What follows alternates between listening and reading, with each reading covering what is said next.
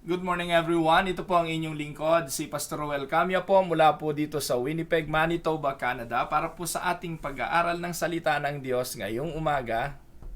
Welcome po sa Tinig ng Pag-asa. Kumusta po kayo mga minamahal na mga kapatid? Kung ako po ang inyong tatanungin, okay naman po ako sa biyaya at awa ng Panginoon ay patuloy po na nagagamit para po sa kanyang kaluwalhatian. Medyo malamig na naman po dito sa aming lugar, dito po sa Winnipeg. At nakasweater po ako, nandito po ako sa basement. Medyo, ang basement ay parte ng bahay na medyo may kalamigan. So I hope everything is okay with you mga minamahal na mga kapatid. At magpapatuloy po tayo sa atin pong pag-aaral na ginagawa dito po sa Tinig ng Pag-asa on a daily basis. At ang ating pong pagtalakay ay may kinalaman po doon sa ating position and possessions bilang mga mananampalataya. Lagi ko pong binabanggit, pang-apat na araw na po ito ng ating pagtalakay, na kung hindi mo alam kung saan ang iyong posisyon at kung ano ang iyong posisyon, hindi mo matitiyak kung ano ang iyong patutunguhan. So it is very, very important that we know what we are and what we have. Hindi po ba? Kasi po yung mga bagay na meron ka, ay magagamit mo sa anumang bagay na paggagamitang itinadhana para gamitin. Alam niyo po, minsan may mga Kristiyanong hindi nagtatagumpay sa kanilang mga pamumuhay bilang mananampalataya, hindi dahil sa walang resources. Ang dahilan po ay hindi nila pagkaalam na meron pala silang resources to their disposal, hindi lang nila alam. Kaya alam niyo po mga kapatid, marahil ito ang dahilan kung bakit nang tinanong ng Diyos si Haring Solomon kung ano ang kanyang nais sa kanyang buhay, ay karunungan ang hiniling niya sa Diyos. Sapagkat napakahalaga po nito. Alam niyo po, hindi tayo maaakay at madadala ng mga maling turo kung tayo po'y may kaalaman. Lalo na po mga kapatid sa larangan ng bagay na espiritual. Sabi ng Biblia, yung karunungan ng sanlibutan ito'y kamangmangan sa Diyos eh. Hindi po sinasabing masama ang karunungan ng mundong ito. Comparable to the wisdom of God, it is deemed useless, mga kapatid. Pero ang mabigat dito, lahat ng bagay tungkol sa mundong ito, iyon ang kinakarir ng tao.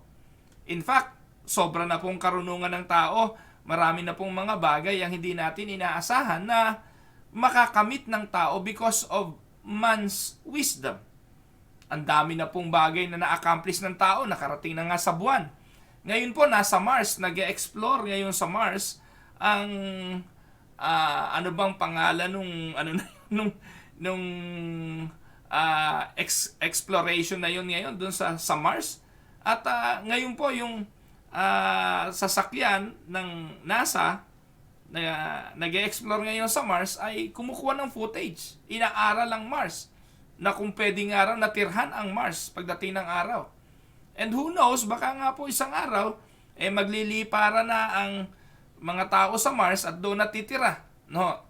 Dahil madalas nating naririnig yan eh. Kapag ayaw na sa gobyerno, broken-hearted, yung maraming problema, ang sagot ng mga tao, sinasabi, ayaw ko na sa Earth. Hindi po ba? Kaya may possibility yun because of the wisdom of man. By the wisdom of men, many are being accomplished. Ngayon po, yung mga, tawag doon, yung COVID, na po, ay may vaccine na. Nagawa na po ang solusyon para ang COVID ay mapaglabanan. At ang mga susunod pang mga teknolohiya, ito pong technology na meron tayo na ang inyo pong lingkod ay nakakapangaral at napapanood po ninyo kahit nasa ang parte kayo ng mundo, this is part of man's wisdom. But then again, gaano man karunong daw ang tao, this is in vain and this is for nothing comparable to the wisdom of God. Kaya mahalaga mga kapatid, hindi lang yung karunungan sa mga bagay na meron ang mundong ito, maalam tayo bilang mga tao, kung hindi maalam din tayo sa mga bagay na tungkol sa espiritual. Amen po ba mga kapatid? Minsan po ang akala po ng mga Kristiyano, ang pag-aaral tungkol sa Biblia ay para lang sa mga gustong magpastor. Ang pag-aaral tungkol sa salita ng Diyos ay para lang doon sa mga gustong maging tagapagturo. Well, to be honest, hindi ho lahat ng mga pastor ay nag-aaral pa. Marami po mga kapatid na pag natapos sa seminaryo, ganun na lang eh. At wala na, nagpapastor na nga lang. Pero mga kapatid, bilang pastor, it is a continuing education. Alam niyo po mga kapatid, ngayon po na-discover ko, kaya yung mga pastor ayaw magturo ng doktrina. Kasi po mahirap magturo ng doktrina kasi po kailangan mo tong aralin uli, kailangan mo tong reviewin uli. At ang daming pastor ngayon, mga tinatamad ng mag-aral uli kasi nakakatakot, baka magtuturo ka ng mali. Pero alam niyo po mga kapatid, itong kinatatakutan ng mga pastor na ito ay isang malaking pagpapahamak. Dahil ayaw nilang magturo, dahil natatakot silang magkamali, ano ngayon ang gagawin ng mga miyembrong hindi naturuan? Di patungo sa pagkakamali. Kaya nga po lagi ako naghahamon eh. Lagi ako naghahamon. Ang dami na pong nagde-devotion sa Facebook eh. Nung nagsimula po tayong maggawa ng live devotional videos, dami na po ako nakita. Nung nag-pandemic, ang dami pong gumawa nito. Pero wala po ako nakikitang pastor na nagtuturo ng doctrine. Kasi po ang kanilang pananaw, kapag nagturo ka ng doctrine, una, mahirap ito. Pangalawa, very boring ito. Hindi po interesado ang mga tao sa doktrina. At ito naman ang totoo. Sa panahon po ngayon, mas interesado ang mga tao sa mga nakakatawa, yung mga kwentong inspiring, yung mga devotional kwento ng buhay ng mga tao. Hindi po ba? Kaya po ang Daily Bread ganun eh. Puro kwento yun eh. Hindi po ba? Mga kwento, karanasan ito, karanasan na ganun. At ganun ang ginagawa ng mga pastor ngayon. Babasa lang na isang talata, expound, tapos explain ng konti, and that's it. Yan na po yung ginawa ko noon eh. Yan naman po ginagawa ko noon pa. Ano po? Alam niyo po, ginagawa ko ito mahigit 10 taon na. Na po, nasa Pilipinas pa ho ako, I am doing daily devotional messages. And I am only doing that for me. Lagi ko naman sinasabi sa inyo yun eh. Para sa akin yun. Nagre-reflect ako sa salita ng Diyos at ito yung pagbubulay-bulay ko, isineshare ko lang sa inyo. Pero ngayon po mga kapatid, na-discover ko na marami palang mga tao na interesado rin sa doktrina. 82 po kayo na nanonood sa akin ngayon, 84 to be exact. At kayo pong 84 na nanonood ngayon, kaya po kayo nandito, hindi naman po siguro dahil sa pagpapatawa, hindi naman ako mahilig magpatawa, corny nga ako eh. Hindi naman po siguro dahil sa gwapo si Pastor Ruel. Naku po, hindi naman po yung totoo. At hindi naman po dahil siguro sa ano pa mang bagay. Siguro po, hindi lang kayo naligaw dito, o kung ano man at wala lang kayong ginagawa marahil, siguro po ang reason dahil interesado po kayo sa doktrina. At mga kapatid, itong mga bagay na ito ay mahalagang matutunan natin kasi po it will help us to grow in our spiritual journey. Ang dami ko pong nakakausap. Alam niyo po mga kapatid, pagkatapos po ng Tinig ng Pag-asa, may mga nagchat-chat po sa akin, nagme-message. Salamat po, Pastor. Ngayon lang po namin narinig ito. I've been a Christian for quite a while and ngayon lang po namin nalaman na ganito pala ang kaligtasan. Alam niyo po mga kapatid, very very basic po ang bagay na ito. Pero ang problema, marami po tayong mga pastor dahil po sa proliferation ng mga doktrina ng Arminian at doktrina po ng mga Pentecostals ay nahirati na po. At saka yung evangelicalism, yung point na pare-parehas naman yan eh.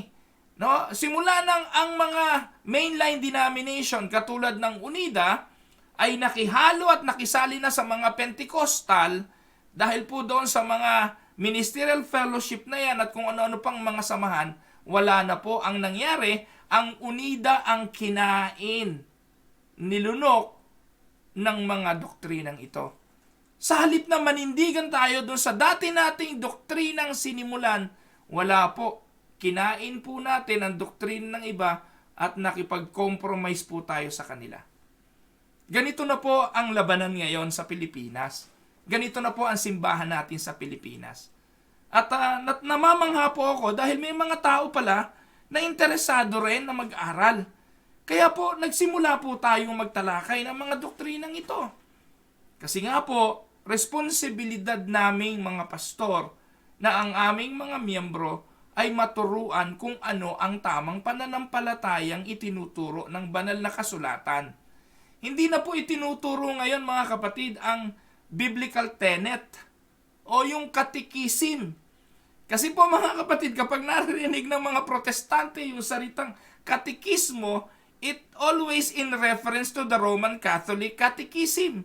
Mga kapatid, ito po isang malaking kamangmangan dahil nga po itong mga Pentecostal na to, charismatic, at mga born again kuno, ayaw nang gamitin yung word ng catechism because it is always in reference to the Catholic Church.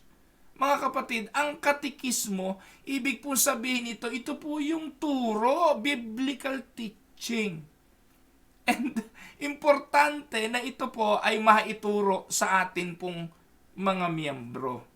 Alam niyo po, natutunan ko po nung bata pa ako, meron pong communicant class. Ito pong communicant class ay pagtuturo ng doktrina sa mga babautismuhan. Ito po, naaalala ko po, mga bata pa, tinuturuan na para alam na ng mga bata ang doktrina. Para sa pagtanda, alam nila kung ano ang kanilang tinitindigan. Pero, ang importante po rito, yung mga bata, tinuturuan natin ng basic na mga kataga, salita at pagtuturo. Pero yung matanda, kailangan ding tinuturuan. Lalo na po kung hindi naman orihinal na kabilang sa pananampalataya natin, na sinasabi nating naging bunga ng ebanghelisasyon, naging bunga ng ating pangangaral, pagpasok niya sa loob ng simbahan, tuturuan din natin niya ng katekismo. Wala ang nangyayari. Pag pumasok na sa loob ng simbahan, sasali na po yan sa mga pananambahan, kakanta na po yan doon, nakikinig ng sermon, linggo-linggo, at tatanda po yan. Minsan magiging 2, 3, 4 na taon na po yan dyan. Dahil active naman dyan, nahirati na po na umaatin sa simbahan, magiging miyembro ng konsilyo, magiging mga leaders, pero walang alam kung ano ang UNIDA. Ngayon po hanggang ngayon, nakala yung UNIDA acronym eh. Ano po? UNIDA, UNIDA. Hindi po yan acronym. Kaya nakakalungkot na yung pangalan lang, hindi pa alam, lalo na po ang doktrina. Kaya po, pag pinag-usapan po ang doktrina at pinag-usapan kung ano yung kaligtasan, nga. Kaya pag nakakausap po mga kapatid ng isang medyo, halimbawa ay Baptist, nagturo yung Baptist ng doctrine of election. Naku po, nakanganga yung miyembro natin. Manghang-mangha, ganun pala yun. Samantalang turo din natin yun. Doktrina din natin yun. Na po, hindi lang po alam kasi hindi itinuro. Pag pinag-usapan yung doctrine of regeneration, yun pong doctrine of predestination. Nako po mga kapatid, doktrina po natin yan. Hindi po ba kayo nagtataka? Naging karanasan po kasi ito ng maraming umaalis ng bansa. Pag alis po ng bansa at napunta, halimbawa sa Amerika, maliligaw ngayon sa simbahan ng Baptist. Alam niyo po, ang Baptist, ang strength niyan, doktrina. Dodoktrinahan ka niyan. Hindi ka nga magiging miyembro niyan hanggat hindi ka na dodoktrinahan at hindi ka nababautismuhan ng lubog. At dahil ikaw, UNIDA, na wala kang kaalam-alam, wala kang nalalaman sa doktrina mo, pagdating mo doon, tatanggapin mo lahat ito kasi doon ka ngayon nabuksan. Kaya pag uwi mo sa Pilipinas, ang pakiramdam mo sa simbahan mo sa Pilipinas, kulto. Ang pakiramdam mo sa UNIDA, kulto. Kasi hindi ganyan ang turo. Pero mga kapatid, kung i-analyze mo, yun din ang turo natin. Yun din ang doktrina natin. Nagkakatalo lang tayo doon sa mga minor doctrines like yung paglulubog, hindi po tayo naglulubog, at yung ilang mga bagay lang na hindi ganun kahalaga. Pero ang problema po natin, yung basic doctrines of our faith, yung po yung hindi natin alam. Kaya po, okay lang po sana kung medyo mapapasali sa mga ganon. Baptist, wala po akong masyadong issue dyan. Pero kung mapapasama po sa JIL, patay na. Pag napahalo po dun sa mga Assemblies of God, patay na. Napahalo po sa Pentecostal. Yung iba po napupunta pa sa dating daan. Patay na. Pag uwi sa Pilipinas, galing kay Eddie Villanueva, turo ngayon. Wala na. Ipipilit na po yung sa loob ng church na yung speaking in tongues, baptism of the Holy Spirit, At kung ano-ano pa na natutunan doon sa Pentecostal, ipapasok ngayon sa loob ng simbahan. Ang UNIDA naman, hindi pwedeng hindi tatanggapin. Galing abroad eh. Siyempre, galing abroad to ngayon. No? Bibigyan ng pagkakataon mag-testimony. Pagkatapos, kung mananatili na sa Pilipinas, gagawin ng leader. Patay na. Nakuha niyo po mga kapatid ko ano yung mga sinasabi ko? Ang mabigat po nito, hindi lang po mga miyembro ang naiimpluwensya, mga pastor pa. Mga pastor ngayon, ang nagiging instrumento ng kamalian sa loob ng simbahan. Dahil ang mga pastor ang naimpluwensyahan ng mga turong ito galing sa labas. And it is quite sad. Po, so, ang mahalaga po rito, alam niyo po mga kapatid, ang UNIDA po meron po tayong saligan ng pananampalataya. Meron pong Green Book ang UNIDA. Dati po Blue Book ito. Alam niyo po yung Green Book, unang pahina pa lang po noon, unang mga bahagi, doktrina agad ang nakalagay doon. At doon po sa mga doktrinang yon, malinaw naman kung ano ang ating stand. Ang problema lang po, wala pong paliwanag. Nakalagay lang po nung, kaya nga po, hindi naman pwedeng igawa ng libro na nandun ang paliwanag kasi yun pong statement of faith, it is a concise summary of the faith of an individual or a congregation. Kaya po ganun lang yon. Halimbawa, ang paniniwala natin about the Trinity, ang paniniwala natin about God, Jesus, the Holy Spirit, ganun lang po yon, summary. So it is the duty of the pastor or the leaders of the church to explain those things. Kasi po pagdating sa ganon, ang daming nagbabangga ang doktrina. We believe in the Trinity. Pero pag ipinaliwanag na ni pastor ang Trinity, maniwala kayo o hindi, most of them i-explain ito as oneness. Or most probably, i-explain ito na tatlo ang Diyos. At ang tatlong Diyos na ito, hindi po yung Trinity. Because there is only one God in the Trinity. Naku, isang araw tatalakayin ko po ito. Kasi ito'y masalimut din na doktrina. So mga kapatid, hindi ko po alam kung nauunawaan ninyo kung bakit ko ginagawa ang bagay na ito. Pero ito po'y isang krisis ngayon sa atin pong simbahan.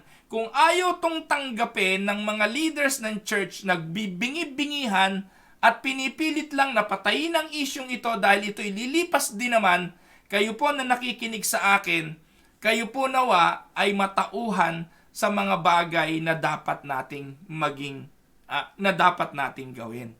Huwag po kayong pumayag na wala tayong pagkaalam. Ang mabigat po minsan kung meron pong nagbubukas ng mga isyong ganito, at meron pong nananawagan para sa bagay na ito at hindi ito ang kanilang prioridad, papalabasin nila na ikaw ay nagre-rebelde at ikaw ay gumagawa ng kaguluhan. Kapag nagsasalita ka tungkol sa bagay na ito, papalabasin nila na masamang tao ka, na ang layunin mo ay maghati ng simbahan. Wala po akong planong ganon. At wala po akong anong ma-achieve ko sa ganon. Anong ma-achieve ko kung mahati ang UNIDA sa Pilipinas at may mga pastor na umalis sa kwerpo ministerial? Na marami na po akong naririnig na mangyayari ito sa mga susunod na araw dahil sa hindi pagkibo ng mga nasa pamunuan sa isyong ito ng doktrina. At mangyayari po ito, pero hindi po ako ang may kasalanan. Ang may kasalanan po ay ang hindi pagkibo ng mga pamunuan sa pagtuturo ng tamang doktrina at disiplina ng simbahan. So, kaya po, sa oras na ito ay nagpapahayag lang po ako ng hindi lang ng aking saloobin, kung hindi ng aking nakikitang pangunahing dapat na ginagawa ng simbahan. Especially of the leaders of the church. Maniwala po man kayo o hindi mga kapatid. Tayo po na mga nasa konsilyo, ang pastor, yung council, masasaktan po kayo pero be honest. Ang ginagawa po ng mga council leaders ng church, kayang gawin ng mga high school, mga estudyanteng nasa high school. Masakit pero ito ang totoo. Lahat ng ginagawa ng pastor, katulong ng pastor, elders, deacons, mga kapisanan, lahat ng ginagawa nyo dyan sa loob ng simbahan, kayang gawin ng mga high school students. Wala naman pong mahirap na ginagawa yan eh. Ano pong mahirap na ginagawa nyo? Maggawa ng konting programa sa loob ng isang taon? Kayang-kaya po ng high school students yan eh. Mag-sermon at maggawa ng report? Kung gagaling na mga estudyante gumawa ng report. Yung mga estudyante, gagaling pa ng PowerPoint. Yung pastor nga, walang PowerPoint eh. Kaya lahat yan ng mga high school students. Anong pagpapasya ang ginawa ninyo na hindi kaya ng high school students? Wala. Kung gagawin ito o hindi, kayang piliin yan ng high school students. Kung magpapagawa ng building o hindi, kaya yan desisyonan ng high school students. Fundraising, mas magaling mag-fundraising ang mga high school students. Lahat kaya ng high school students. Lahat ng ginagawa ng mga ginagawa sa loob ng simbahan. Pero bakit tayo nilagay ng Diyos bilang mga leader? Natanong nyo na ba sa sarili nyo yan? Kung yan lang ang gagawin ng mga tao at leader sa loob ng simbahan, mga kapatid, mahiya po tayo. Kasi mas magaling pa yung mga high school students sa ginagawa natin. So what will make us different? What will make us different from the high school students? Alam niyo po kung ano? Dapat po tagapagturo po tayo. Dapat po tagapangalaga po tayo. Tagapagturo ng saligan at doktrina ng ating simbahan. At yun po, inaaral yun. Kaya po yung mga pastor natin nagseseminaryo. Kaya po yung mga pastor natin ay nagpapakadalubhasa. At yun dapat ang ginagawa ng pastor. Nakuha niyo po ang gusto kong puntuhin? Kasi ang pastor na hindi nagtuturo at hindi gumagawa nito, naku pastor, kahit sino, kaya yung ginagawa mo. Kahit sino, may mas mahusay pang ang preacher kung ipipreach mo lang ay mga topical sermon. Halimbawa, topical sermon, 5 ways to a happy marriage. Naku po, mas magaling pa yung isang miyembro mo na nakaranas ng mga problema sa marriage na pagkwentuhin mo at pagsalitain mo tungkol sa topic na yan. Kesa sa'yo, pastor, na wala ka namang karanasan tungkol sa bagay na yan, na kinopya mo lang sa internet ang mensahe. Nakuha niyo po kung anong pinupunto ko. Kaya dapat si pastor, para maging iba ka naman, at maging ikaw talaga ang tagapanguna ng simbahan, maging tagapagturo ka ng doktrina. Kasi that is the only thing that can make you different. That is the only thing that can make you different. Alam niyo po, ang dami na po ngayon nagde-devotion. Kaya po, ang hamon ko nga doon sa mga nagpe-personal devotion, natutuwa po ako sa inyo kasi wala naman po masyadong gumagawa niyan. Pero samahan nyo naman ng doktrina. Samahan nyo ng pagtuturo ng doctrine. Kasi responsibilidad natin yon bilang mga pastor. Lalo na po kung dumadami na yung mga followers ninyo, marami na po yung nanonood.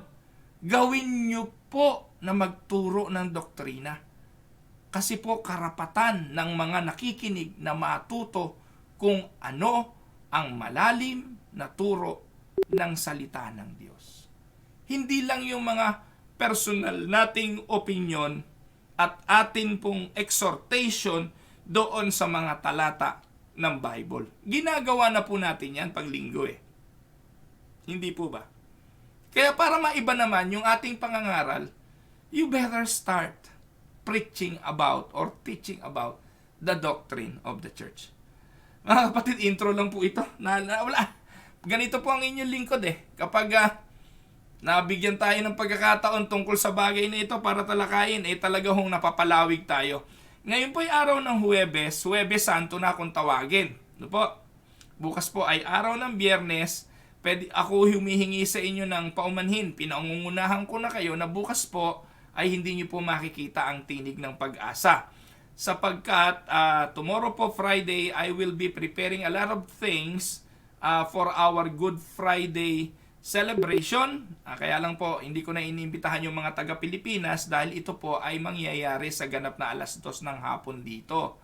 At yung 2:00 ng hapon dito, 3:00 ng madaling araw po sa Pilipinas, hindi ko na po inaasahan yung mga nasa Pilipinas na magjo-join.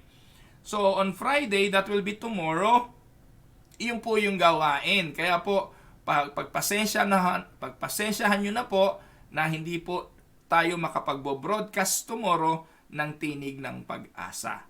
Kaya po tatapusin ko na po ngayong araw na ito ang atin pong pagtalakay doon sa ating position and possessions as believers, or positions and possessions of the believer. Part 4 na po tayo. So simulan po natin mga kapatid ang atin pong pagtalakay. So ayan, so ilan na po ba tayo? Pang-16 na po tayo. Ano po ba ang ating posisyon sa ating Panginoon? Ito po lagi ko naririnig kay Pastor Romy Cantada. Tayo po ay mga tagalangit. We are heavenly citizens. Can we say amen to that? Kayo po mga kapatid, ang mga mananampalataya ay mga tagalangit. Wala na pong pwedeng pumigil nito. May passes na po kayo dyan. Meron na po kayong visa. Ito po mga kapatid, ang lagi ko pong narinig ng mga mangangaral na Arminian. Pag namatay ka, saan ka pupunta? O pag ikay namatay at nandun ka na sa pintuan ng langit, tatanungin ka ng Diyos kung papapasukin kita o hindi. Anong isasagot mo? Yun po ay mga foolish questions. Bakit po foolish?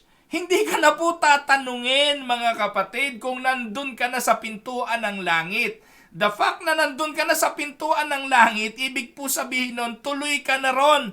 Dahil kung hindi ka po papunta ron, hindi ka makakarinig ng tanong. Diretso ka na rin po doon sa destinasyon mo sa impyerno.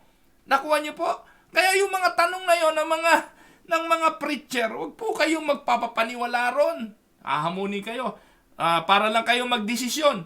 Ngayon pong gabi mga kapatid, natitiyak na po ba natin kung saan tayo pupunta? Kung kayo po ay nasa pintuan ng langit, tanungin ka ng Panginoon. Naku po mga kapatid. Kung ikaw po ay mananampalataya, sigurado po ikaw ay heavenly citizens. Pag ikay namatay, you will go to the place where God is. Sabi po ng Philippians 3:20. But our commonwealth, ano ba yung commonwealth? Di ba yung republic, yung gobyerno, yung pamahalaan, yung ating bayan, na po? But our commonwealth is in heaven. Ang ating tunay na bayan ay nasa langit. And from it, we await a Savior and the Lord Jesus Christ. So, ayan po mga kapatid, mula sa langit din, hinihintay natin ang pagbalik ng ating Panginoon.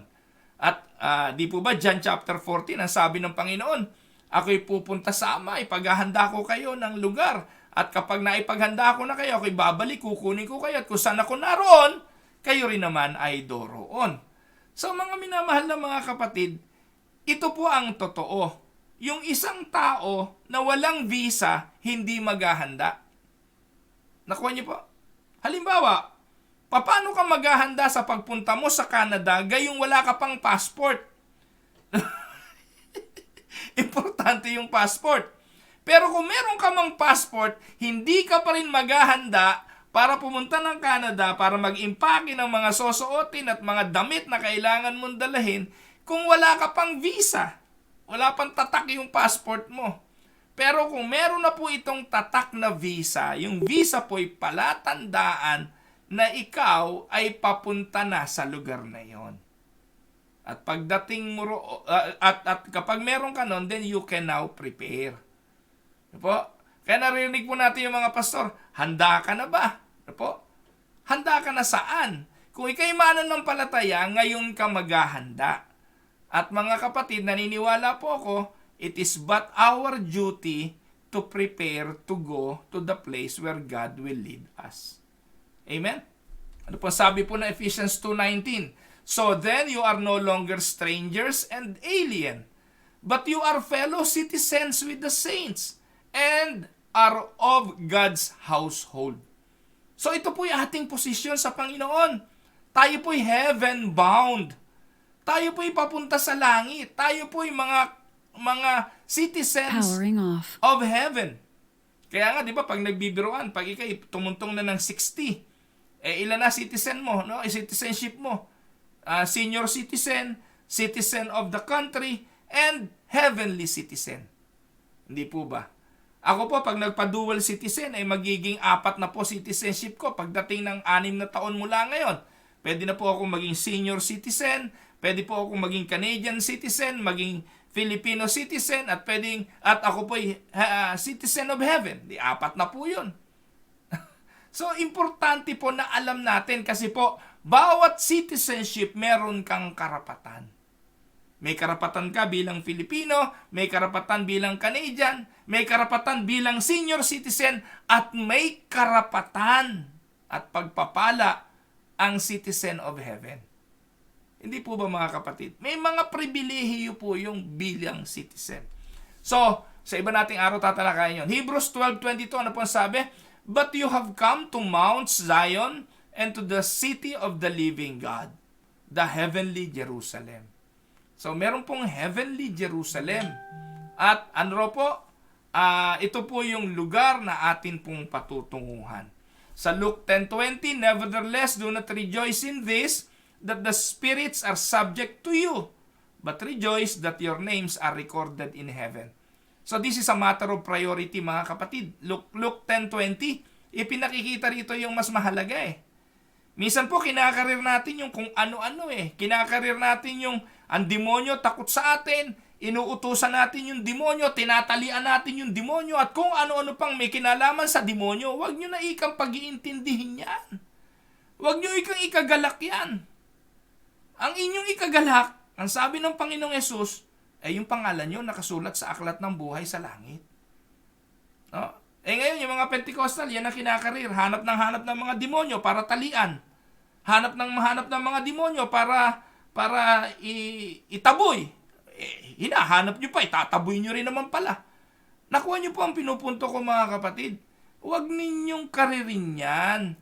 At ang inyong ikagalak, ang inyong pangalan ay nakasulat sa aklat ng buhay na nasa langit. Yan. So we are all, as Christians, heavenly citizens. Susunod, we are a part of the family and household of God. So ito po yun. Kaya po tayo magkakapatid. Ang ganda po sana nga tayo mga unida eh. Hindi lang magkakapatid eh. Ang tawag po sa atin, unida. Alam niyo po ba yung unida? Hindi po ito acronym. Ito po stands for United sa English. Sa Spanish ay Unida. Na po? Ang ganda nga ng pangalan natin, Iglesia Evangelica Unida de Cristo. Po, alam niyo po ba na originally ang dapat pangalan ng Unida ay Iglesia Evangelica Unida de Filipinas. Yun po yung original registration. Kaya lang po, katulad din po ito ng United Evangelical Church in the Philippines. Yun po yung kaparehas, parang UCCP. Kaya po hindi po ito pinayagan nang iparehistro ito sa National Library noong 1932. Kaya po ang tinanggap na pangalan ay Iglesia Evangelica Unida de Cristo. So we are united in Christ. Natalakay ko na po ba ito? O mamaya po yata matatalakay ko pa. And being united in Christ, we belong to the family and household of Christ, of God. Amen?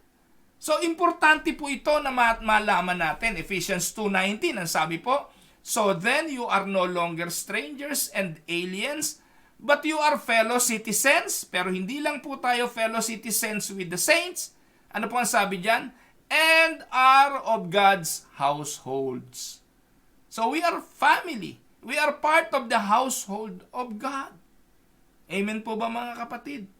Kaya bilang mga magkakapatid, kailangan isa lang ang batas na sinusunod natin. Kailangan isang pamunuan lang tayo, isang turo lang tayo. Hindi po pwede na yung tahanan ay may kanya-kanyang turo na sinusunod. Hindi ho ganun. Kaya nga po maging sa bahay ng Diyos, meron pong doktrinang dapat pinaniniwalaan at doktrinang tinitindigan at doktrinang itinuturo, being part of the household of God. At duty po ito kapag bahay, duty po ito nino? Duty po ito ng mga matatanda. Duty po ito ng mga nangunguna, ng mga magulang. At kung ang iglesia ay tahanan ng Diyos, yung itinuro ng Panginoong Hesukristo, ito po dapat ang itinuturo natin. Kaya nga po, di ba, Matthew 28:19-20, no? Humayo kayo't ipangaral at gawin ninyong mga alagad. At ano po ang sabi ron, ang linaw? At turuan nyo silang sumunod sa lahat ng mga itinuro ko sa inyo. Minsan po, nandun tayo sa paghayo, sa paggawa ng alagad. Pero alam niyo po ba na ang paggawa ng alagad, basic na basic, ay ang pagtuturo ng mga itinuro ng Panginoon. That is discipleship. Ang tanong, kumusta po tayong mag-discipleship ngayon, mga kapatid? Ngayon po, ang mga discipleship training, cutting edge, pagpaparami agad. Pero yung mga turo, dun po may problema. Adulterated yung turo. Sablay yung turo. Hindi ayos yung turo. Paano magiging tamang disipulo yan? Ang ginawa ng Panginoon ay turuan ayon sa kanyang mga sinabi. Ayon sa salita ng Diyos. Ano pa ho? Ephesians 3:6, to be specific, that the Gentiles are fellow heirs and fellow members of the body. Yan po. So, ang mga mananampalataya, our position in the Lord is we are part of the family and God's household.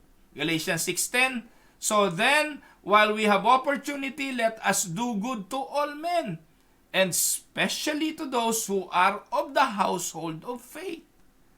Now, gumaro tayo ng mabuti, hindi po masama yan. Tumulong po tayo, hindi po masama yan. Pero lalong-lalo na daw dapat sa mga kabilang sa pamilya ng pananampalataya. To the household of faith. Amen? Ayan. So ano pa? We are called to be the light in the world or light in the Lord. Ano po? Sabi po na Ephesians 5:8, for you were formerly darkness, but now you are light in the Lord. Walk as children of light. Dati daw po tayo'y dilim, kadiliman. Dahil nga po patay tayo sa ating mga kasalanan, di kadiliman. Pero tayo po'y ginawang liwanag ng Diyos. Tayo po'y light in the Lord and walk as children of light. Kaya po dapat namumuhay na tayo ngayon sa liwanag bilang mga anak ng Diyos, bilang example ng ating Panginoong Hesukristo. Paano nga ba raw ang trabaho ng ilawan? Hindi naman nagsisindi ng ilaw at tinatakpan lang. Kung hindi, hinahayaang ito'y magbigay ng liwanag. 1 Thessalonians 5:4-5, but you, brethren, are not in darkness, that the day should overtake you like a thief. For you are all sons of light and sons of day. We are not of night nor of darkness. Amen? Hindi na raw tayo gabi at hindi na tayo kadiliman. We are all sons of light and sons of day. Ano pong ipinakikita rito ni Apostol Pablo? Tayo po'y dapat na mga liwanag. Ito ang ating posisyon. Ito po ang ating kalagayan. Kaya kung ikay nasa kadiliman, malaking question. Baka hindi tayo tunay na born again. Kapag namumuhay tayo sa kadiliman, malaking question. Baka nga tayo'y kabilang sa mga reprobate. Baka nga hindi tayo pinili. Pero wala sa atin ang paghatol. Ang hahatol sa atin ay ang Panginoong Hesukristo at ang kanyang mga salita. Amen? Susunod, pang-19, eto na po yun. Tayo po ay unida de Cristo. We are united to Jesus. Kaya importante po, pag tinanong, yung simbahan nyo ba nasa Biblia? Yes. Na po, our church is in the Bible and can be found in the Word of God. We are united in Christ. Iglesia Evangelica united to Jesus. John 14:20, in that day you shall know that I am in my Father, and you in me, and I in you. Ano pong ibig sabihin yan? As He is united with His Father, and so we are in Him. John 14:20. Colossians 1:27, to whom God willed to make known what is the riches of the glory of this mystery among the Gentiles, which is Christ in you, the hope of glory. So Christ is in us. We are united to Him. We are united to Him in His death. Sabi ni Pablo, Galatians 2:20, ako'y napako sa krus na kasama ni Kristo. Hindi na ako ang nabubuhay, kundi si Kristo na ang nabubuhay sa akin. At ang buhay na kinabubuhay ko ngayon, kinabubuhay ko sa pananampalataya. So we are united with Jesus. Ano po? We are united, a member in His body. 1 Corinthians 12:13. Ano po ang sabi diyan? For by one Spirit, we were all baptized in one body, whether Jews or Greeks, whether slaves or free, and we were all made to drink of one Spirit. So we are all part of one body. Tapos pangalawa, we are part of the tree, of the branch, of the vine. Sabi, we are a branch in the vine. John 15:5. I am the vine, you are the branches. He who abides in me and I in him, he bears much fruit. Apart from me, you can do nothing. So here, Jesus is making an analogy of himself as a vine. And we are the branches. We are part united to Him. Amen? So kaya po tayo unida de Cristo. So we are united to Him. We are also called a stone in the building. A stone in the building. Katulad ang iglesia daw po mga kapatid, katulad din ng mga building na pinagsama-samang mga bato. Ephesians 2:19-22. Ano po ang sabi diyan? Magandang analogy ito. So then you are no longer strangers and aliens, but you are fellow citizens and saints. Ang ganda ng paglalarawan ni Pablo sa mga taga-Epeso Pinakita po rito ni Apostol Pablo kung ano yung ating posisyon sa Panginoong Jesucristo nung tayo'y manampalataya. Tayo po daw ay mga fellow citizen, tayo daw ay part of God's household sa verse 20. Ito maganda, having been built upon the foundation of the apostles and prophets, Jesus Christ Himself being the cornerstone.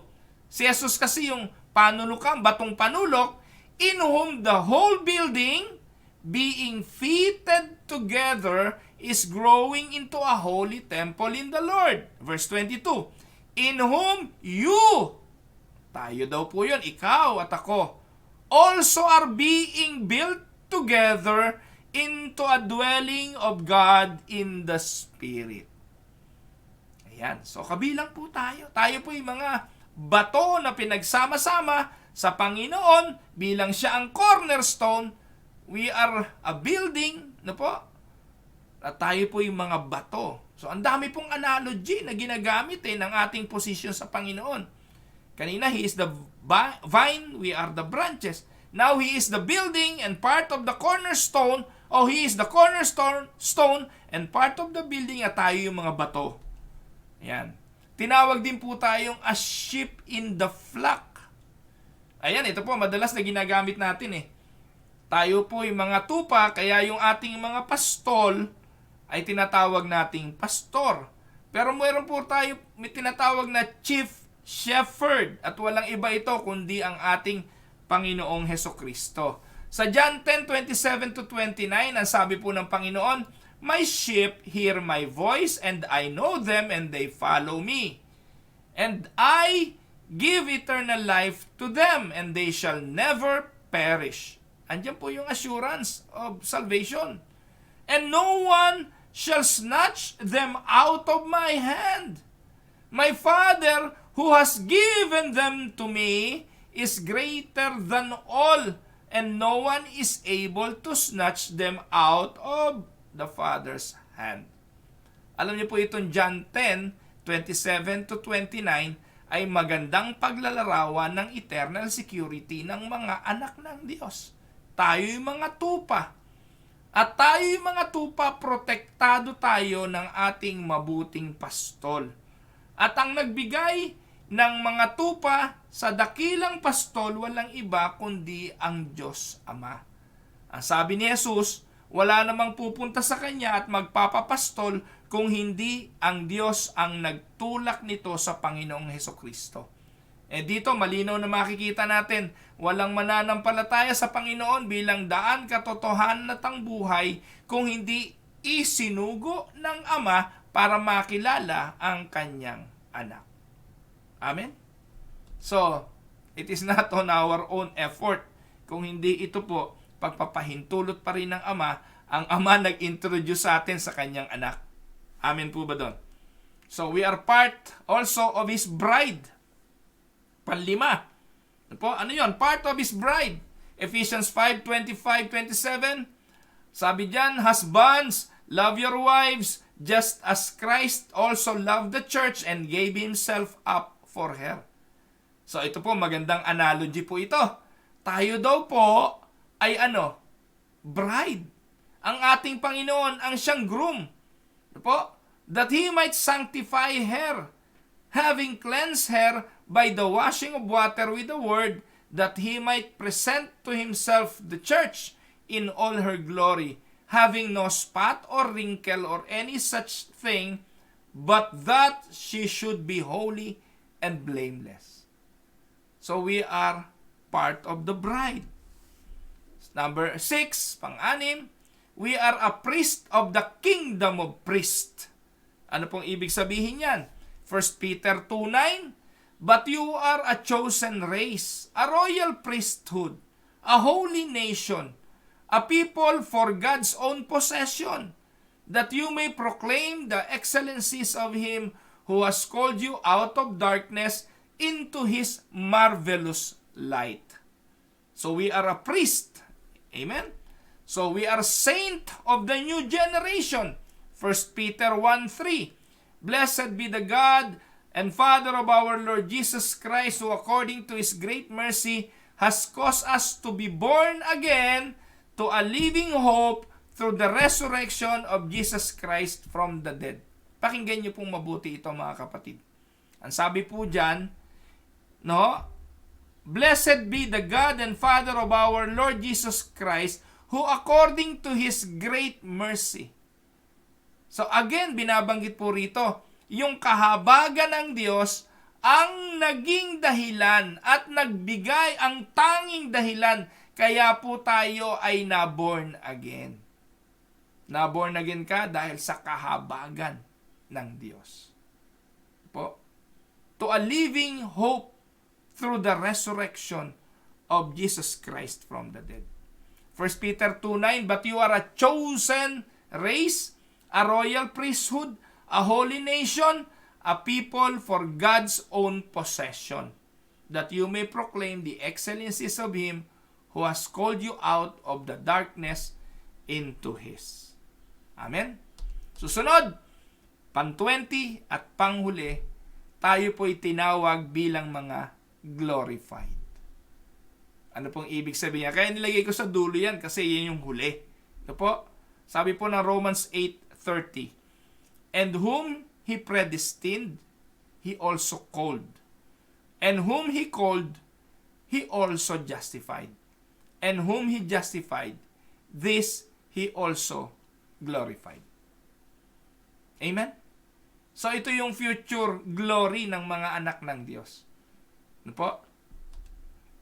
And 21, we are complete in Him. Colossians 2:10, and in Him you have been made complete. And He is the head over all rule and authority. So kaya wala nang iba pa, wala nang pwedeng idagdag pa. Pagdating po sa kaligtasan, wag na po kayong magdadagdag ng mga extra revelations. Kompleto na po. Maging ang Biblia nga sola Escritura, complete na Tayo po, pagdating sa ating kaligtasan, natapos po lahat yon ng Panginoon sa krus ng Kalbaryo. Kaya kung may lilitaw na magtuturo para kumpletohin pa ang bagay na may kinalaman sa ating kaligtasan, kulto yon. Ano po? Hindi po yung totoo. Sapagkat kinumplit na ito ng ating Panginoong Hesukristo. When He shouted, it is finished, it is finished. Hindi po unfinished, it is finished. At panghuli, we are possessing every spiritual blessing. Ephesians chapter 1 verse 3, Blessed be the God, the Father of our Lord Jesus Christ, who has blessed us with every spiritual blessing in heavenly places in Christ. Amen? So purihin po ang Panginoon, mga minamahal na mga kapatid.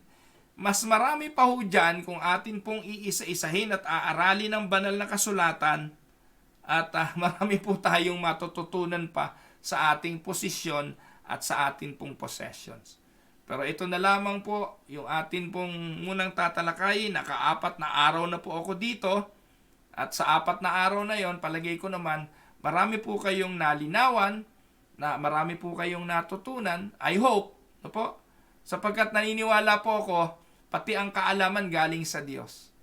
Para po sa mga hindi mananampalataya, para po sa mga hindi iniligtas ng Diyos, ako po ay parang in-check na nagsasalita sa inyo na hindi ninyo ako naiintindihan. Pero para po sa binigyan ng pagkaunawa ng Diyos, na makaunawa ng mga bagay na nais niyang ipahayag, alam ko pong intinding-intindi ninyo ang mga bagay na aking sinasabi. Hindi dahil mahusay akong magpaliwanag, kung hindi dahil ang Espiritong Banal ang nagtuturo sa inyo ng mga katotohanan ito. Alam niyo po mga kapatid, naniniwala po ako, simulan lang buksan ng pastor ang kanyang bibig nang naaayon sa sinasabi ng banal na kasulatan, ang Espiritu naman ang magpapahayag. But then again, ewan ko naman kung kayang ituro kung hindi mo naiintindihan. Hindi naman po ganon, hindi po ba? No? Naniniwala po ako na kaya mong ituro kapag nauunawaan mo. Ganon din naman yung speaking in tongues. Yung pong speaking in tongues dun sa Acts chapter 2, alam po ng mga alagad yung kanilang mga sinasabi. Hindi lang po nila alam na yung salita nila, halimbawa Tagalog, ay naiintindihan ng mga Visayas, ng Kapampangan at ng mga Ilocano. Pero known tongue yung kanilang sinasabi. No? Hindi po yung mga hula-hula, burkamba, sarkamba, turkumba, at kung ano-ano pa. Hurase, hurase. Hindi po yun ang speaking in tongues. Amen. So anyways, magandang araw po sa inyo mga kapatid. I hope ay nakinabang kayo sa broadcast na ito ng Tinig ng Pag-asa. Again, paalala ko lang po, hindi niyo po makikita ang inyong lingkod bukas ang umaga. Magkita-kita na lang po tayo sa Sunday mga kapatid. Kung kalooban ng Diyos, o Monday po dyan sa inyo yun. Monday po, hindi. Sunday ng gabi sa inyo sa Pilipinas. So I will be posting yun pong link para po sa ating pananambahan, Tinig ng Pag-asa, worship service. Ito po ay sa Sunday ng alas 8 ng gabi sa Pilipinas. Ayan. Kaya huwag kayong malito, ano po, yung po kasing alas 7 ng umaga dito sa Winnipeg ay alas 8 ng gabi sa Pilipinas. Kaya pag nakita nyo po na alas 7 yung nakapost, kasi po sa Zoom, ang ilalagay ko pong oras doon, 7 a.m. Dito po yon. Pero dyan sa Pilipinas, kung gusto nyo mag-join, alas 8 po yon ng gabi dyan. Sa mga taga-Amerika naman, alam nila yon na yun po ay alas 5 ng umaga. Hindi ko po alam kung paano po yon sa ibang lugar. Paki-convert na lang. So if you are watching right now and you want to join the worship service via Zoom sa atin pong pananambahan sa Easter, April 4, no po, kung nasa Pilipinas ka, alas 8 yun ng gabi, huwag mong kalimutan, may teleserye yon. Pero kung interesado ka to be part of this historical event, then please do join. Amen po ba? At sana po ay maging gawain nga po ito. International po tayo sa April 4. At sana po ay maging pagpapala ang araw na yon sa bawat isa. Tayo po'y tumungo, tayo po ay manalangin. Amang Diyos na makapangyarihan, marami pong salamat. Pinupuri ka po namin at pinasasalamatan sa mga bagay na patuloy mo pong ginagawa sa buhay namin. Amin pong kinikilala ang iyong kadakilaan, ang iyong patuloy na pag-ibig sa bawat isa sa amin. Kinikilala namin ang mabuting pagkilos mo, Panginoon, kahit na po yung mga hindi namin naiintindihan. Marami kaming mga tanong sa buhay, pero alam po namin, Panginoon, hindi mo man ito sagutin, ay pagtitiwalaan pa rin namin na ikaw ang siyang makapangyarihan at ang layunin mo rito ay pawang sa ikabubuti namin. Tinataas ko po sa iyo ang mga may karamdaman. Kilala mo sila, Panginoon. Hipuin mo po ang kanilang mga kalagayan. Si Tita Tessie Paredes Chu, nilalapit ko po yung kanyang blood pressure. Lord, taas baba po ang kanyang dugo. Pwede po ba na katagpuin mo po ang panalangin ito? Dinadalain ko rin sa iyo si Ate Maricruz, yung kanya pong ubo. Si Kuya Danny Paredes, dinadalain ko po sa iyo yung kanyang treatment sa kanyang lung cancer, Panginoon. Tulungan mo po siya, pati na po sa mga pangangailangang pinansyal. Inilapit ko rin po sa iyo, Panginoon, ang apo ni Nanay Elong Santarin, na si Daniel. Hipuin mo po siya, may karamdaman siyang COVID. Sana po ay huwag maging dahilan ito ng kanyang patuloy na paghina. Tulungan mo po siyang makarecover, Panginoon. Tinataas ko rin po sa iyo, Panginoon, ang Tito M.A. Paredes, patuloy pong kalakasan. Si Kuya Bobby Marasigan, akin pong inilalapit sa iyo, Panginoon, ang kanyang kalagayan. Dadaan po siya sa mahirap na sitwasyon. Hindi ko po alam kung anong kanyang kalagayan. Nasa hospital po siya ngayon. Pero naniniwala po ako na kasama mo siya at ikaw ang siyang gumagabay para sa kanya. Dinadalayan ko rin po, Panginoon, ang insurance policy ni Ate Heidi Mejia at ni Kuya Louie regarding po doon sa kanilang bahay. Nawa po ay masolusyonan na ang bahay na ito at ikaw po ang tumulong sa kanila. Sa araw pong ito, dinadalayan ko rin yung gaganapin na house dedication ni Rendel at ni Melissa Pasahol. Nawa po, Panginoon, ang iyong pagsama ang maranasan namin sa gawain ito mamayang tanghali. Patuloy din pong pagpapala mo, Panginoon, sa akin pong may bahay, kay Dang, patuloy na kalakasan para sa kanya, kay Brother Oji Ramos. Nawa po patuloy mo po silang bigyan ng kalakasan. Si Nanay Anchang at si Tatay Bitoy, nawa po, Panginoon, patuloy mo po silang samahan at ikaw po ang siyang maranasan ng mga kapatid kong ito. Ganun din po ang Kakan Lole Atanasio, si Tita Remy, si Ting na akin pong hipag na meron din pong bukol sa kanyang breast. I am praying, Lord, na nawa po benign ang bagay na ito. Dalayan ko rin po si Ate May Pangan na meron din pong karamdaman. Kaibigan po siya ng aking may bahay. Lord, samahan mo po ang kanyang kalusugan. Nawa po patuloy niyang maranasan ang pag-ibig mo. Ganon din kay Brother Jules Masalunga, kay Sherry Ramos, kay Ate Esther Bautista, kay Debbie Bernabe. Panginoon, akin pong dalangin ang mga kapatid na ito, nakatagpuin mo po sa kanilang mga pinagdadaanan sa kanilang mga buhay. Ganon din si Annalyn Gonzaga at si Annalisa Edpau. Patuloy po nawa na magpakahayag ka, Panginoon, sa mga pangangailangan ng aming mga buhay. Ganon din po sa mga suliranin na pinagdadaanan, lalo na po sa material na bagay. Salamat po, Panginoon. Sa iyo po ang lahat ng papuri, lahat ng pasasalamat sa matamis na pangalan ng aming Panginoong Hesus. Ito po ang aming dalangin. Amen. Ay, nakakahingal. Ano po? Good morning po, Ate Lani Tulagan. Pagpalain po kayo ng Panginoon. Ate Nene Enriquez, magandang araw po. Kapatid na Carol Forbes. Salamat, kapatid na Carol, sa patuloy na pagsubaybay. Kapatid na Ai at Eric Advincula, patuloy kayong pagkalooban ng Diyos ng marami pang mga kaarawan, anibersaryo ng inyong pagsasama. Happy anniversary sa inyong mag-asawa. Ganon din kay Ate Agi Victa, magandang araw po sa inyo. Pagpalain po kayo ng Panginoon. Sabi ni Ate Mirna, it's so sad that Anabu changed its name to Unida Christian Church of Anabu, not Iglesia Evangelica Unida de Cristo anymore. No comment po ako dyan, Ate Mirna. Kuya Rodante, kay Rubin, magandang araw po. Kapatid na Carol, kay Ernel Advincula, magandang araw sa iyo. Kapatid na Mary V. Frias, Kuya Eric Pacifico, pagpalain kayo ng Panginoon. Ate Donalyn Abanilla, magandang araw po sa inyo. Pagpalain kayo ng Panginoon. Welcome po sa Tinig ng Pag-asa. Kapatid na Ate Mirna Sapitan, magandang good morning, Ate Mirna. Ate Maricruz, magandang araw po sa inyo. Sana po gumaling na yung inyong ubo. Ate Yoli Kerubin, kapatid na Elizabeth Sanchez, magandang araw po sa inyo. Ate Rosie Silya, pagpalain po kayo ng Panginoon. Sana po ay maayos kayo. Ingat po kayo dyan sa Anabu. Marami po yatang merong COVID cases sa Anabu ngayon.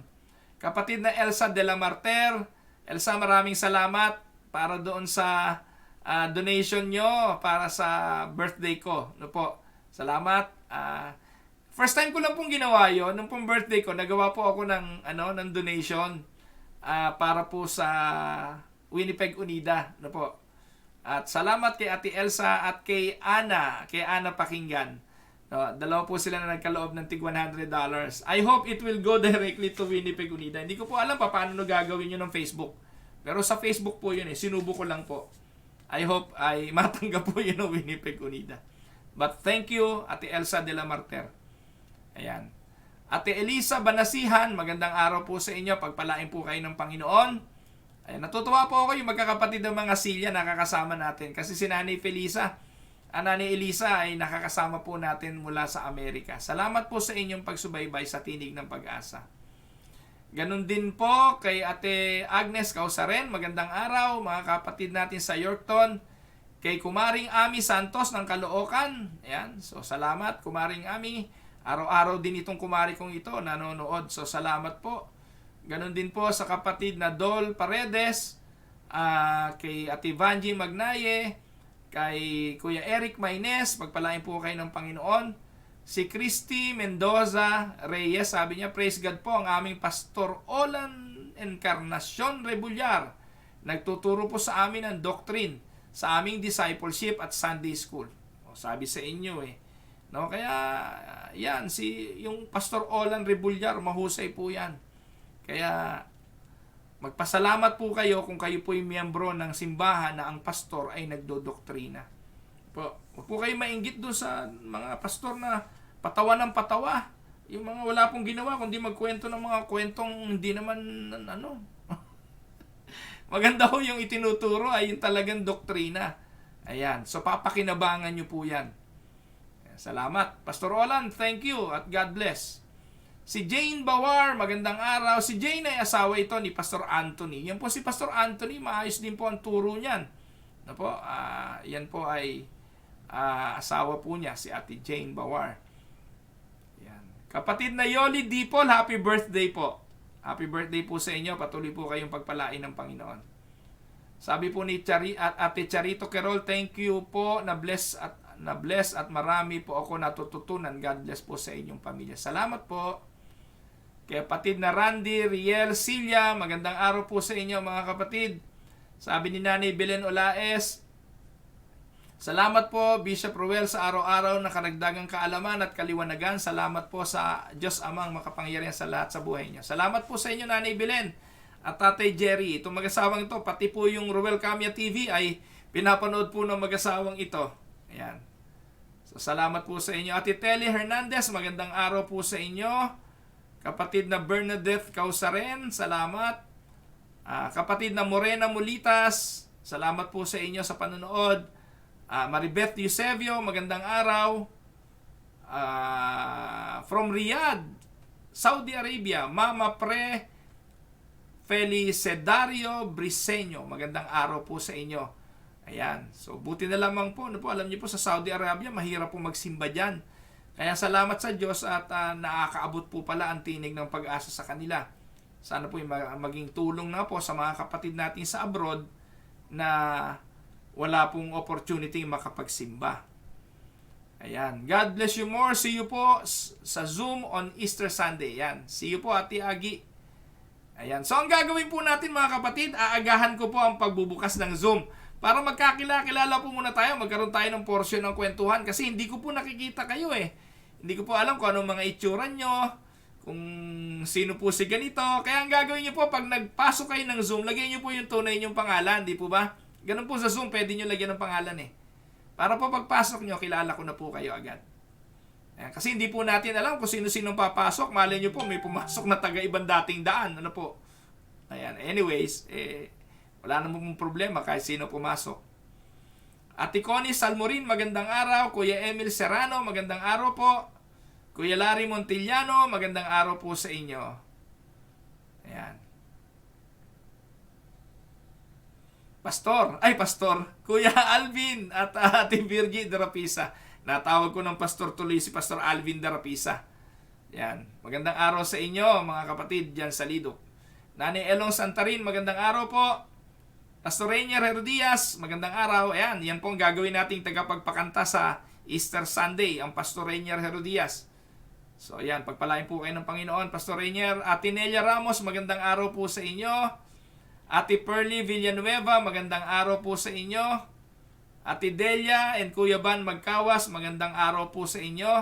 Ate Ellen at Kuya Monching Gonzales, magandang araw po sa inyo. Ayan. Ay, hinihingal ako. Sino pa ba hindi ko nababate? Ayan, kapatid na Sally Macabales, magandang araw. Magpalain kayo ng Panginoon. Precious po ako, Pastor. Precious pala ang pangalan niya. Si Mama Pre. Ayun. So, magandang araw, Precious. Magpalain ka ng Panginoon dyan sa Riyadh.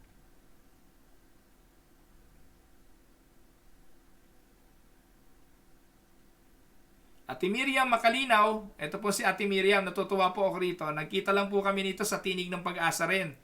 Tapos nasa Japan po siya, naghahanap po siya ng simbahan sa Japan, gusto niya unida, so ikinonect ko po siya kay Pastor Ariel Henido. Ayan, kaya po nagkakilala sila ni Pastor Ariel.